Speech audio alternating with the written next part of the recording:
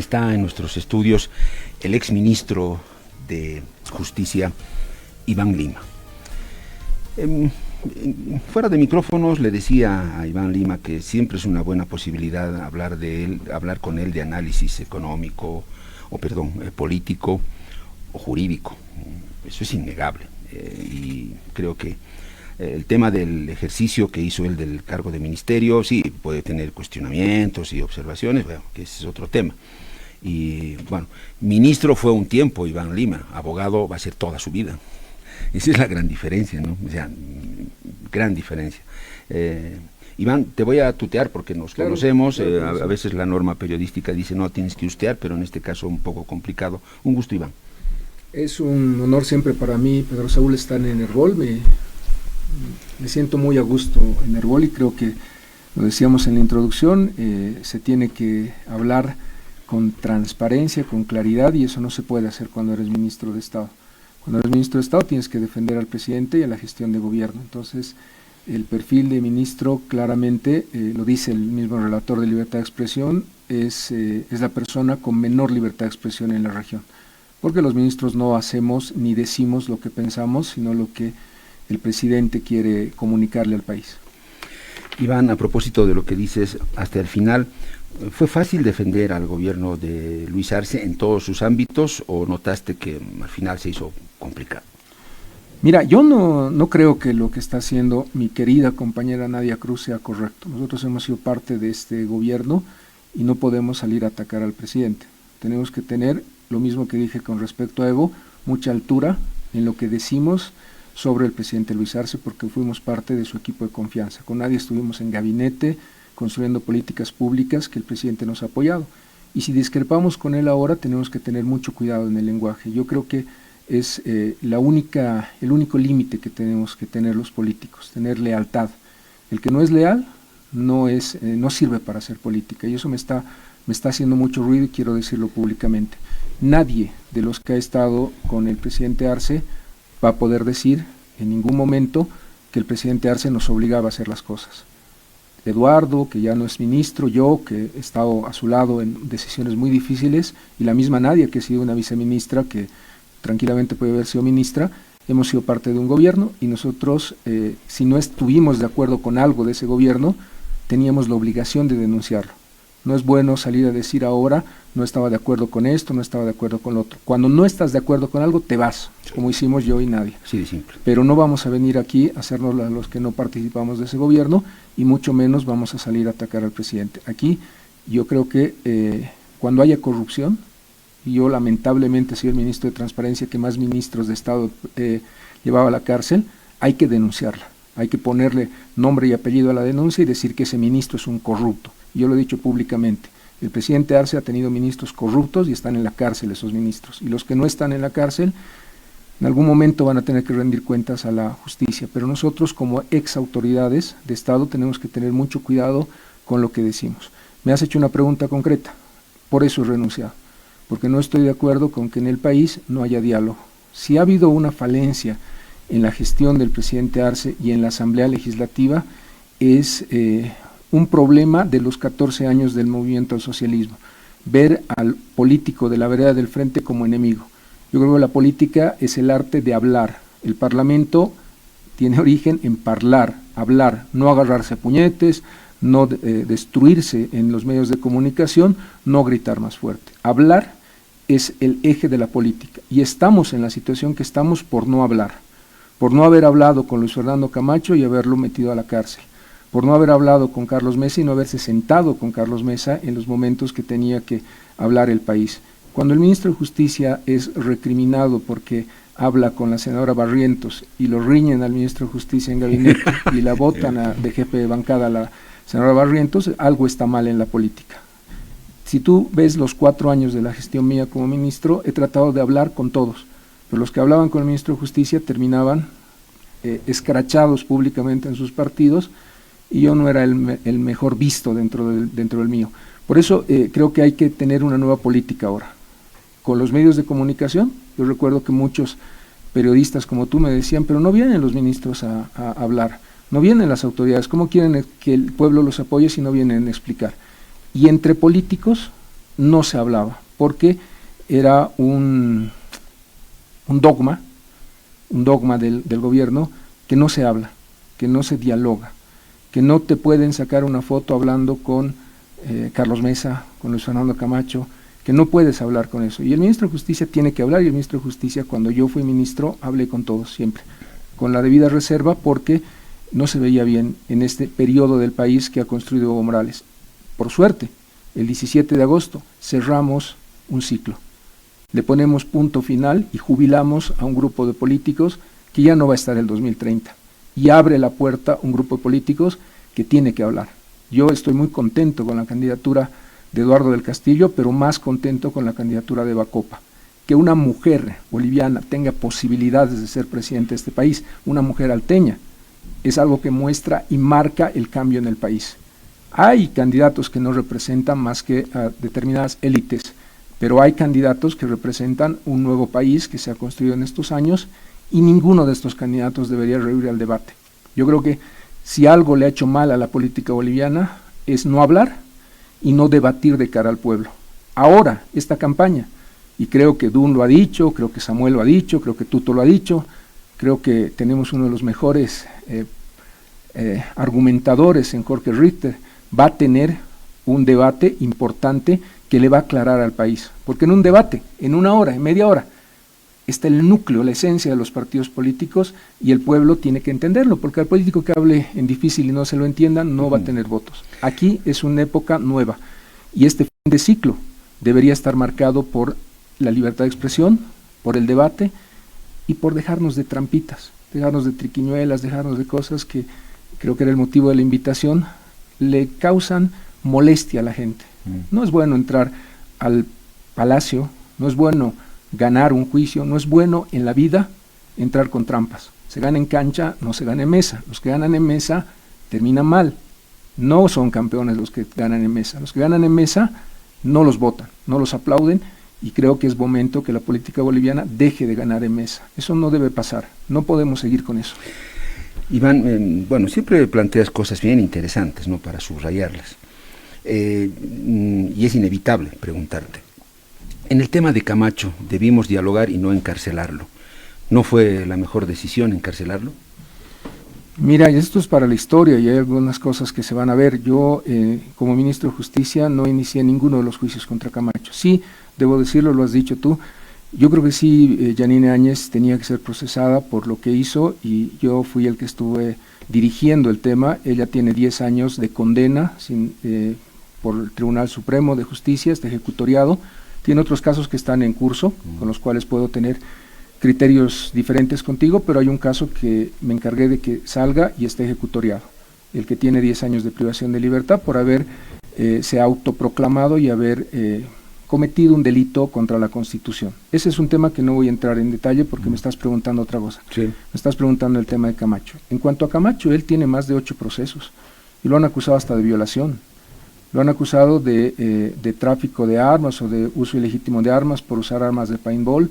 Lo han acusado por traer un carro bombero que supuestamente le ha causado daño al Estado, cuando el que ha importado el carro le han ejecutado la boleta y no se ha causado ningún daño.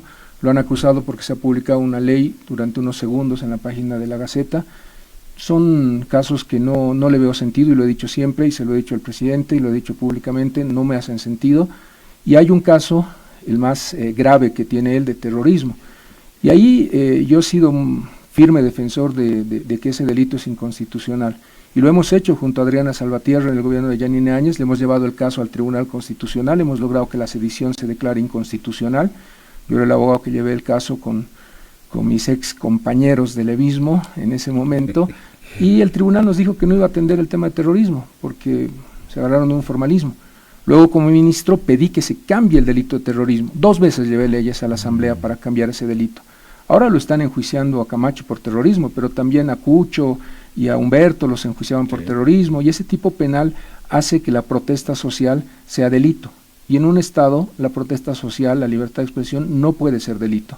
Que Camacho haya llegado a La Paz, que haya hablado su papá con militares y policías, que haya hecho todo lo que se lo acusa en ese proceso penal, haberle dado dinero a terceros para que pague la gasolina, para que se realicen vuelos de la FAB, tiene que ser objeto de un debido proceso.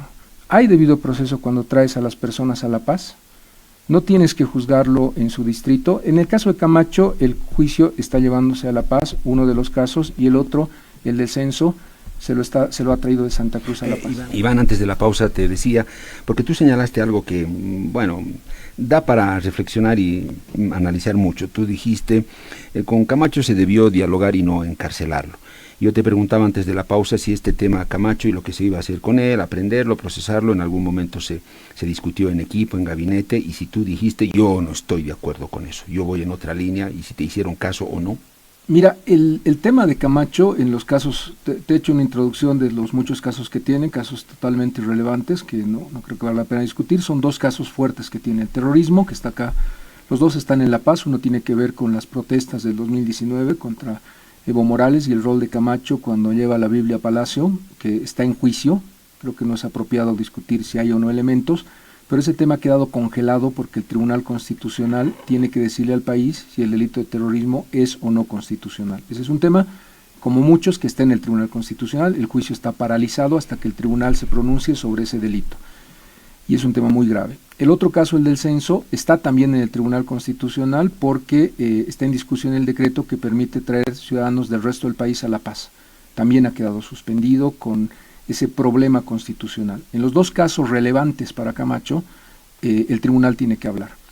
Y yo creo que el tribunal tiene que hablar lo más pronto posible. No puede tomarse, estar cerca del 17 de agosto, porque ahí va a ser mal visto el tribunal. Yo creo que tiene que tomar la decisión lo más pronto posible, con total independencia. Y cierro una idea. Los casos contra Camacho los llevó el ex procurador Wilfredo Chávez, luego el procurador actual ministro César Siles, y el Ministerio de Gobierno. El Ministerio de Gobierno tiene un equipo legal muy competente que ha llevado los casos. Yo en estos casos, lo que dijimos o no dijimos dentro de un gabinete, históricamente no tenemos una regla clara en Bolivia, pero no lo voy a revelar. Lo que pasa dentro de un gabinete es algo que tenemos que decirlo para la historia en algún momento. Estoy dejándolo por escrito, pero no en este momento, por lo menos no hasta que termine el gobierno del presidente Arce. Luego hablaremos, porque son temas públicos que el país tiene que conocer, pero no en este momento, y menos en un escenario electoral en el que me dicen que el presidente Arce es candidato a primer senador por La Paz. Ahora nos complica mucho porque tenemos que tener cuidado también en ese aspecto. Luis Arce, primer candidato a senador por La Paz, sí, en la lista de Eduardo del Castillo. Sí. Perfecto. Cierro con esto, Iván. Está bien lo de Camacho, pero me queda claro que tú hubieras ido en otra línea, sí dependía de ti. Mira, yo desde que antes de ser ministro de Justicia pienso que el delito de terrorismo es inconstitucional, y he planteado dos leyes a este país para que ese delito se adecue al estándar internacional. Y lo he dicho en el caso de la juez última que la trajeron de Santa Cruz, o el caso del abogado que me insulta todos los días, que no está bien que traiga ciudadanos de otro departamento a La Paz. El juez natural implica que te tienen que juzgar en Santa Cruz. Por lo tanto, yo creo que el Tribunal Constitucional debe pronunciarse, y no te voy a responder hasta que el Tribunal Constitucional se pronuncie. Escuchemos los bolivianos el pronunciamiento del tribunal y exhortemos al tribunal, a mi querido compañero magistrado que ha estado conmigo cuando fui magistrado, Gonzalo Hurtado, a que agende rápidamente estos dos temas y se pueda pronunciar el tribunal lo más pronto posible. Nos quedaremos ahí entonces. Con Camacho debió dialogarse y no encarcelarlo. Hubiera sido más útil. Mira, claramente la lógica que se ha dado con el alcalde de Cochabamba ha sido muy diferente. Si tú ves lo que ha pasado en Cochabamba, es un alcalde muy crítico, es un alcalde opositor al gobierno, no es, como dicen muchos, el Masfred, porque realmente nos hacía la vida a cuadritos. Es un alcalde opositor definitivamente, que nos ha ganado varios temas en el sistema interamericano. Él tiene un abogado brillante que es José Antonio Rivera, y en el sistema interamericano Manfred ha ganado varios de los casos que tenía contra el Estado boliviano, y probablemente hubiéramos tenido que pagarle varios millones de dólares a Manfred Reyes. Manfred ha renunciado, y cuando yo me salí de ministro estábamos a punto de llegar a un acuerdo con Manfred, pero porque nos había ganado en el sistema interamericano. Yo fui muy duro con Ardi Suxo. Recuerdas que le dije que ella se había equivocado, que ella había planteado mal los juicios y que había llevado a alguien que tenía privilegio, prefecto, Manfred, a la vía ordinaria. Eso no está bien, eso no se hace. Y después de muchos años, Manfred le dio la razón al sistema interamericano. Por eso te digo que ese modelo que tuvimos de altura con José Antonio Rivera y con los equipos, con Mauricio Muñoz y los equipos de la alcaldía de Cochabamba, es mucho más eficiente, porque recordarás que, por ejemplo, en el tiempo del censo, mientras Santa Cruz estaba con 36 días de paro, Cochabamba estaba en las mesas de diálogo sobre el censo. El modelo que funciona en el país es el diálogo, de madurez, y es lo que necesitan los bolivianos. Se podía haber hecho lo mismo con Camacho gobernador. Claramente había otras personas responsables de Santa Cruz. Coherencia nada más, Iván. Tú dijiste, acá no puede ser que salgas del gobierno y critiques y le des duro al presidente, en fin, o sea, un principio de ética, lealtad. Jorge Richter le ha dado duro al gobierno como tambor. ¿Tienes una opinión de él? Ahora es candidato a la vicepresidencia con Eva Copa. O sea. Sí, yo tengo un criterio con respecto a Jorge que es totalmente diferente al de Nadia, porque el vocero es una institución novedosa en Bolivia, no está en la Constitución, no es un órgano constitucional, y él tenía desde el momento que sale un rol profesional. Él es un experto en análisis de conflictos, es una persona que tiene un rol muy importante en los medios de comunicación de Bolivia. Yo no puedo decirte que haya encontrado alguna falsedad o una declaración inapropiada de Jorge Richter. Jorge está haciendo su trabajo profesional, cosa que yo respeto, y te la criticaría si él hubiera dicho alguna mentira. Yo creo que Jorge está actuando en un ámbito profesional y me parece que es totalmente diferente al de las redes sociales o al del ataque directo. Bueno, tú has criticado a Nadia Cruz por la forma dura en la que está criticando al gobierno de Luis Arce. Yo te decía, Jorge Richter también le ha hecho críticas duras al gobierno, pero tú me dices, no, lo de Richter va en otro plano. No es que estás queriendo ser más benevolente con Richter que con Nadia Cruz, te escucho. Mira, es probable, yo la verdad que creo que ha sido la mejor viceministra, una excelente defensora del pueblo, pero me parece que hay un compromiso de ella con los derechos humanos que no está quedando a la altura de nadie. Creo que puede hacerlo mejor.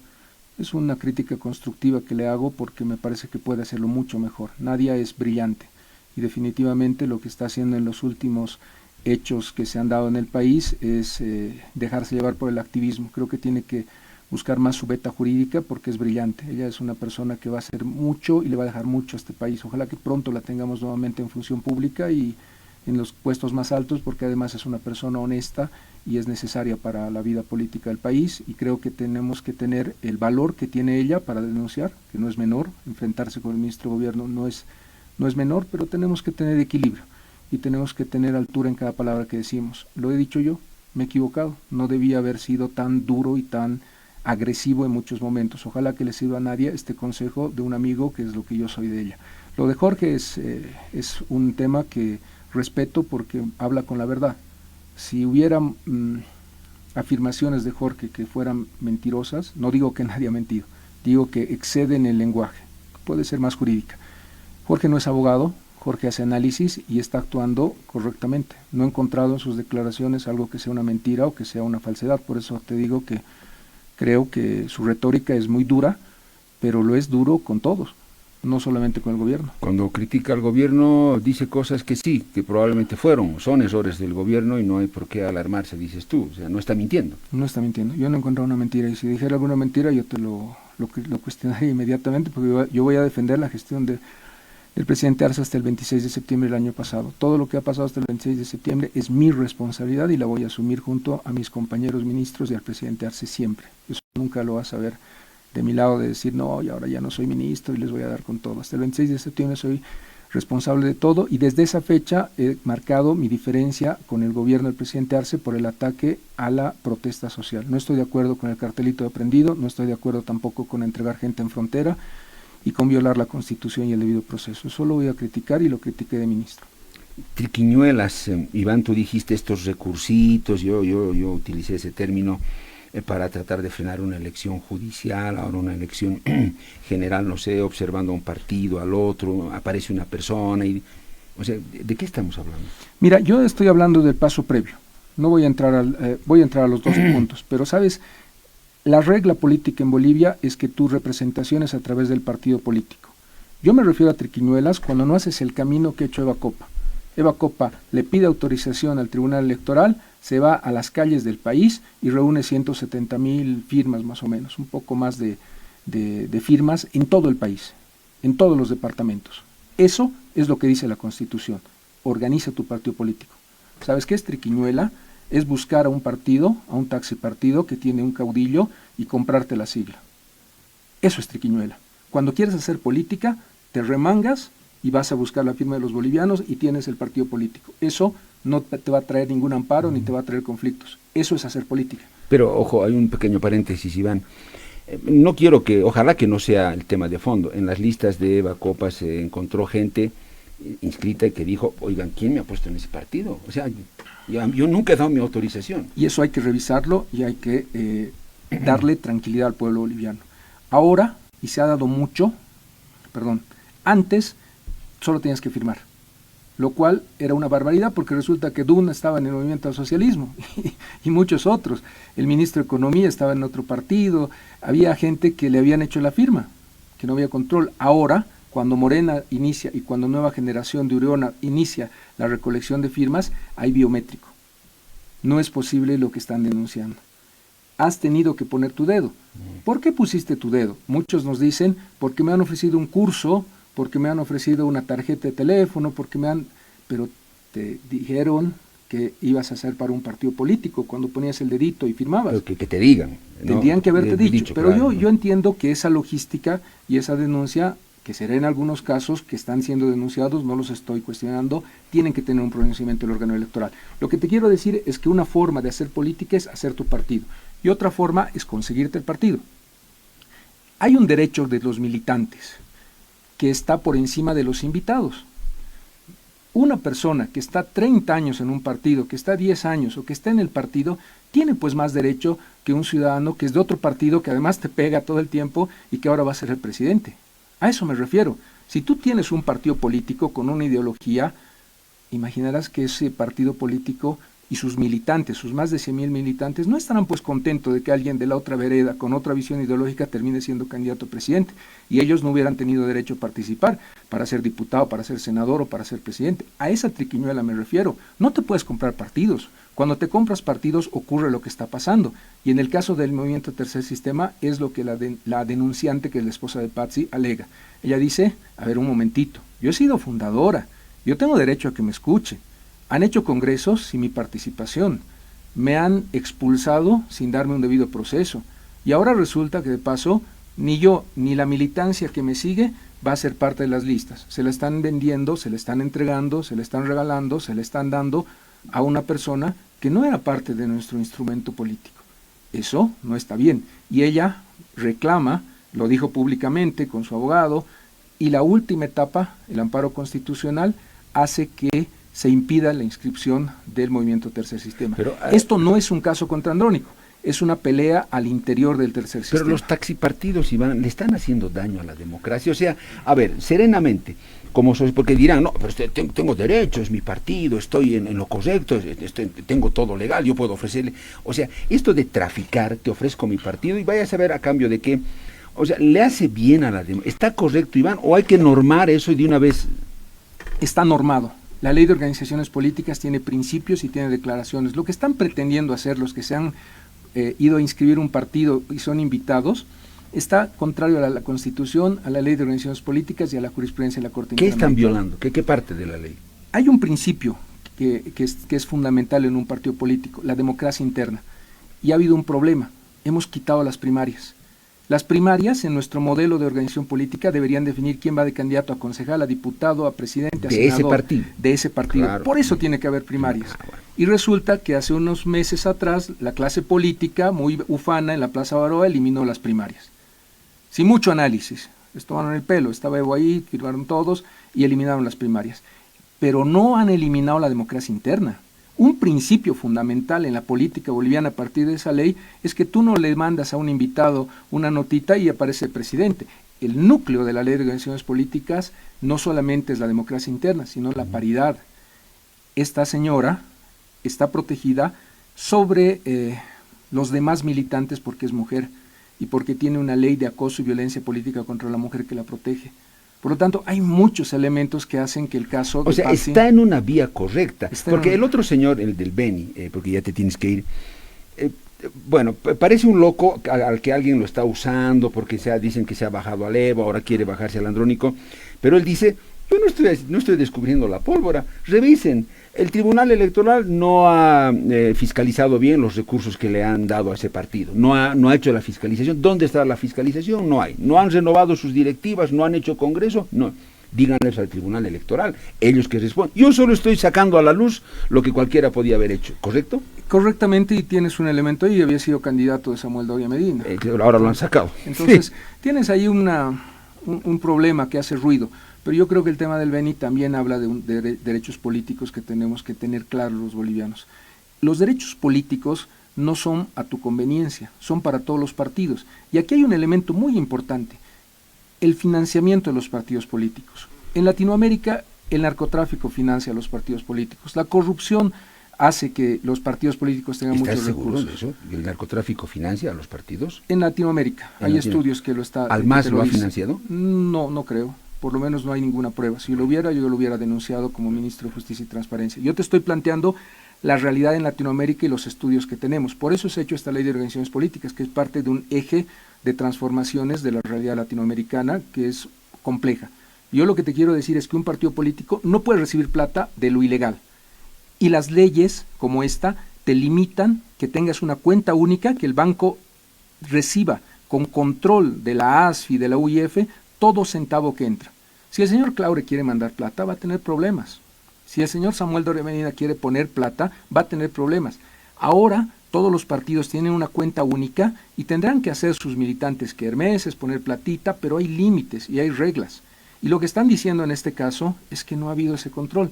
Ni en el MAS con Evo, que se ha gastado 12 millones de bolivianos y no hay rendición de cuentas, ni en otros partidos políticos. Hay un problema con la UCS sobre ese tema. Y hay otros problemas que hacen que la regla de financiamiento no la estemos cumpliendo. Y lo que está planteado en ese recurso y en otros es que el Tribunal Supremo Electoral haga su trabajo. Termino con esto. Frente para la Victoria y Pambol no logran el 3%, pierden la personalidad jurídica.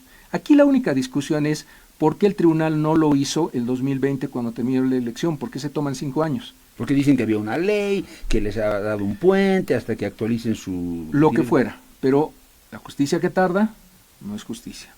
Ese cuestionamiento no hace que desaparezca el hecho. No es que por el transcurso del tiempo desaparece y ahora ellos tienen 4%, 5%. O sea, el que tiene 3% pierde la personalidad jurídica y eso ya ha sido decidido por el Tribunal Electoral. Pueden reclamar, por supuesto. Han planteado recurso extraordinario, presentarán su amparo, ojalá que no sea en Villa Tunari, pero van a terminar con una decisión judicial, en ese caso, que va a cerrar esa discusión. Lo que tienen que hacer los jueces ahora es no esperar al 17 de agosto, resolver estos reclamos que hay en Frente para la Victoria, en Pambol, en Movimiento Tercer Sistema y en todos los demás partidos de forma celera, rápida, lo más rápido posible.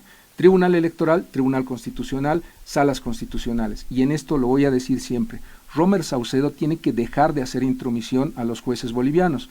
Romer Saucedo o el ministro de Justicia no son los generales que mandan a policías o militares. La justicia y cada juez es independiente. Que el presidente del Tribunal Supremo esté diciendo cómo van a fallar sus jueces es violación a la independencia judicial. ¿Tú cuando fuiste ministro no hiciste eso? No. Nunca. No, para nada. No, ningún magistrado podrá decir, Iván me llamó, vino aquí y me dijo tal cosa o me pidió reunión. Ninguno. ¿Seguro? Ninguno. Iván, gracias. No, Pedro Saúl, es un honor siempre estar contigo. Un gusto y espero que podamos seguir compartiendo. No, claro, claro que sí. La pausa.